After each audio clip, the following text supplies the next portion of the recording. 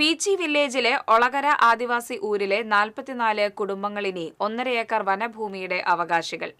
70 വർഷമായി താമസിക്കുന്ന ഭൂമിയുടെ അവകാശത്തിനായി 1/4 നൂറ്റാണ്ടോളമായുള്ള പോരാട്ടത്തിന് പരിഹാരം. പീച്ചി ഡാമിന്റെ നിർമ്മാണവുമായി ബന്ധപ്പെട്ട് 1957 മുൻപേ വനത്തിൽ താമസിച്ചിരുന്ന മലയൻ വിഭാഗത്തിലുള്ളവർ കുടിയൊഴിപ്പിക്കപ്പെട്ടതിനെ തുടർന്ന് ഒളകരയിലെത്തപ്പെട്ട 44 കുടുംബങ്ങൾക്ക് ശനിയാഴ്ച പട്ടയം വിതരണം ചെയ്യുന്നതോടെയാണ് അവർ 1.5 ഏക്കർ ഭൂമിയുടെ അവകാശികളായി മാറുക. തലമുറകളായി ജീവിച്ചു പോരുന്ന ഭൂമിയുടെ അവകാശത്തിനായി 44 കുടുംബങ്ങൾ അധികാരികൾക്ക് മുൻപിൽ 1/4 നൂറ്റാണ്ടോളമായി കയറി ഇറങ്ങുകയായിരുന്നു. 2005-ൽ വനാവകാശ നിയമം നിലവിൽ വന്നതോടെ 4 ഏക്കർ വീതം കൃഷിഭൂമി എന്ന ആവശ്യം ഉയർന്നു. 1 ഏക്കർ വീതമെങ്കിലും കിട്ടണമെന്ന ആവശ്യവുമായി പിന്നെയും ഒളകരയിലെ കുടുംബങ്ങൾ പോരാട്ടം തുടർന്നു. സമരങ്ങളുടെ പശ്ചാത്തലത്തിൽ 48 കേസുകളാണ് ആദിവാസികൾക്കെതിരെ ചുമത്തപ്പെട്ടത്. വനഭൂമിയിൽ മഞ്ഞൾ നട്ടെന്ന് ആരോപിച്ചു പോലും കേസെടുത്തു. വനാവകാശ നിയമപ്രകാരം പ്രശ്നം പരിഹരിക്കുന്നതിനായി സർക്കാർ തലത്തിൽ ശ്രമങ്ങൾ ആരംഭിച്ചെങ്കിലും പരിഹാരമായിരുന്നില്ല.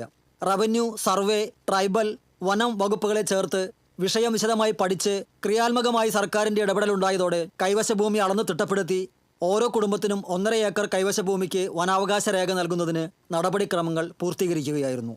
2016-ലെ നിയമസഭാ തിരഞ്ഞെടുപ്പും തുടർന്നുള്ള കെ രാജൻ MLA-യുടെ ഇടപെടലുകളുമാണ് തങ്ങളെ 1.5 ഏക്കറിന്റെ അവകാശികളാക്കാൻ ഇടയാക്കിയതെന്ന് തൃശൂരിൽ നടത്തിയ വാർത്താ സമ്മേളനത്തിൽ ഒളകര ഊരുമൂപ്പത്തി മാധവി കുട്ടപ്പൻ പറഞ്ഞു.